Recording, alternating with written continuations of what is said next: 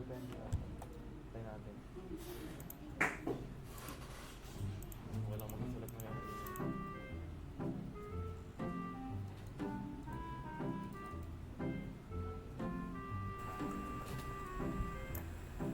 So, yun. Good day everyone. Efraim Palma right here. So, today naman, igagala ko kayo sa website namin. So, which is the NetSkills. So, pangalan niya is NetSkills. And ito, dito ngayon tayo sa home page.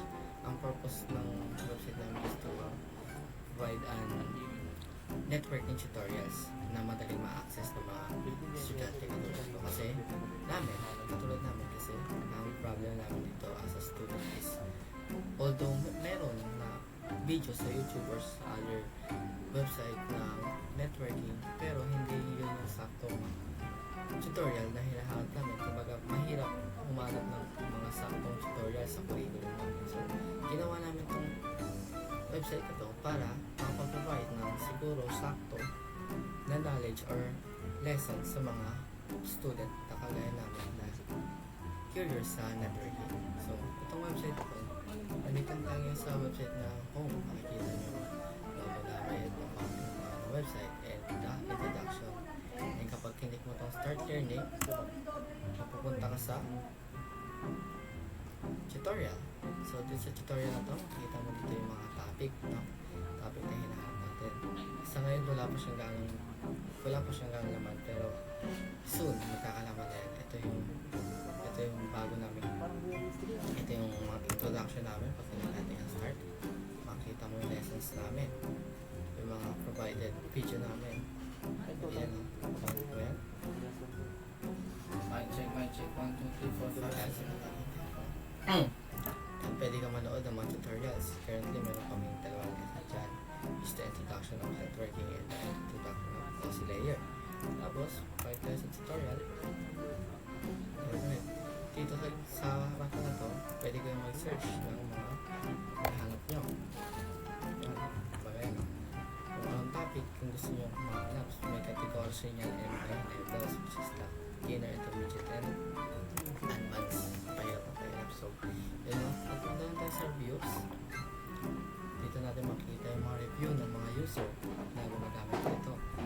And dito rin kayo pwede mag-comment sa mga videos namin or magbigay ng experience nyo sa website o magbigay pa ng suggestion para mas papalawak namin yung website namin. Magbigay ka suggestion kung ano pang pwede namin improve sa website namin. So, pwede kayo mag-rate dyan, pwede kayo mag-input ng photo and mag-rate ng stars kaya para sa experience nyo. Then, pagpunta tayo sa about, dito nyo makikita yung about sa amin, about sa website na to, and our missions, and our demo reels. No? Ngayon, pwede naman kayo mag-login. Pwede kayong mag-login gumawa ng account dito. Pwede nyo i-continue yan sa Google. And pwede rin kayo mag-sign up. Gumawa ng account. Yan. So, ngayon mag-login ako. Dito. Login tayo na. So, yun. Napag-login na tayo. Since admin ako dito, makita natin dito yung admin dashboards, no? Sa admin dashboard, makita natin yung mga users. Ito yung, dito sa part na to, sa dashboard, makita natin yung total na gumamit ng website na to. And yung mga courses na na-publish, yung mga total lessons, coming soon yan. Then, dito sa course completions, ito yung mga nakatapos na ng course or nakatapos na ng isang part ng ating ating lesson. So, sa ngayon wala pa nakatapos. And ito yung total reviews. Kanina yung mga nag-comment, kanina yung kapansin nyo. Yan yun. Tapos ito yung mga lesson choosers. Makita nyo yan. And, makita nyo rin dito yung mga courses. Which is yan o. Yung mga courses na nalagay natin. Beginner, at yung difficulties nila, lessons na nakalagay. Tapos yung na-publish na namin. Tapos yung mga users. And ito yung mga users natin. Record nila yan. Then, dito naman sa reviews, dito natin pwedeng manipulate yung mga comments sa ating website, no? Meron tayong kakayahang i-approve or i-delete yung comments nila kung masyado ng masama or hated or masyadong harmful na comments yung ilapag nila. Then sa certificate, dito nyo natin makikita yung mga certificate na na-issue na. Pero sa ngayon wala pa siya. Currently wala pa siya. Then kapag pin natin yung view website, so yun, babalik sa website. Diba? Scroll natin yan. Yan, makikita natin yung mga yan. Ito yung mga comment, diba? And actually, may ginawa rin kaming games dito. Yan. May ginawa kaming games dito. Kumbaga, this website is kinuha namin yung ideas sa simpler. Kumbaga, may mga energy ganon. Pero ang bar namin dito is mag-ipon ka ng energy and maglalaro ka para makakuha ng energy, no? Para makapapuntinyo ka sa mga lessons, diba? So, yung laro namin ito, Flappy Bird, try natin. Para hindi lang puro aral, no? Maglaro rin, maglibang ka rin. Start game. Oh, ano yan? Wala, mahina. So, yun. Balik na tayo sa net skills. Tingnan natin yung net skills. Ano. So, papakita na and yun lang. Ayun lang introduction na dyan. Papakita naman ni Esteban yung backend namin. So, yun lang. Esteban, it's your turn, bro.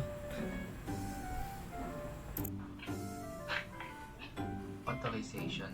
So, maglalagay lang ang admin. So, yung Google account ko is ginawa ko siyang admin so I can log in with my admin. Pero since para mapakita ko sa inyo, nagamit ko yung admin guidelines skills. Ay, password.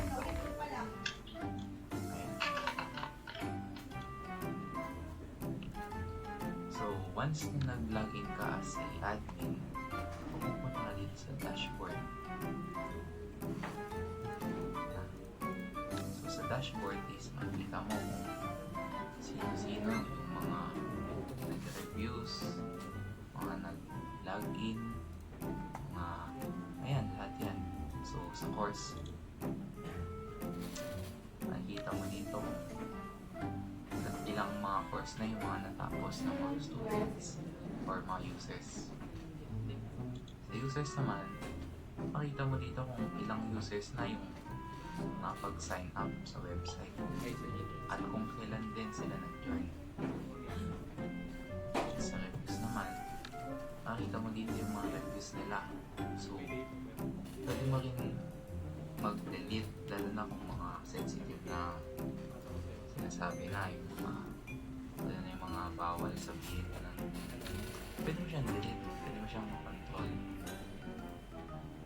And certificates, since wala pa naman tayo ng pamamili ng certificates, wala pa siya ganyan. So yung sites ulit, yan, babalik na po niya. So meron din siyang mini-games dito sa baba na pwede mong laruin. Pag hindi lang aral siya. Bigyan ko kayo example. Lakdas. Ito, alam ko familiar na kayo. Mag-place ka na ng blocks dyan. Hanggang sa yan. Sinsawa ko yung database. Tignan niyo yung score ko, 999,000. So, balik tayo. Rate ko yung isang games. Isang game.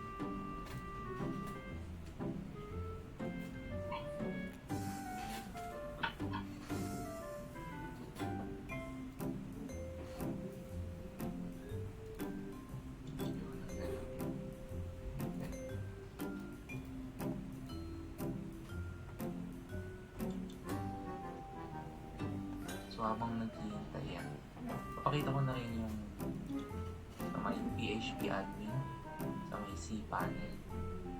So ito, meron na rin mga mga table, yung yung database.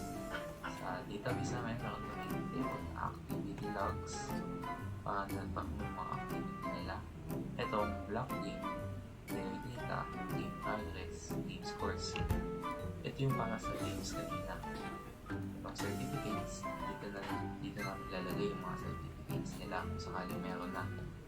Completed course, dito mapupunta yung mga course nila na natapos, courses. Ito naman yung mga laman ng mga bawat courses. Itong Flappy Bird, data, at scores. Ito yung isa pang laro. Sa lessons, dito naman yung mga video lessons. Reviews, yung mga comments, yung mga users, review likes. Ito naman yung mga, syempre, pag may nag-comment, pwede mo siyang i-like. Review replies, pwede mo rin siyang i-replyan yung mga reviews. Sessions, kung ilang sessions na ba ang users niya. Users, syempre, sila yung mga users, tsaka user progress. Yan, para na-track ng mga users kung saan ba sila last natapos.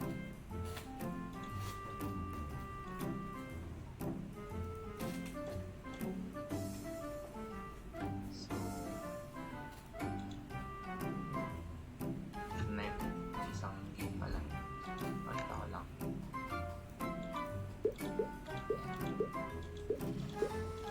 Happy birthday.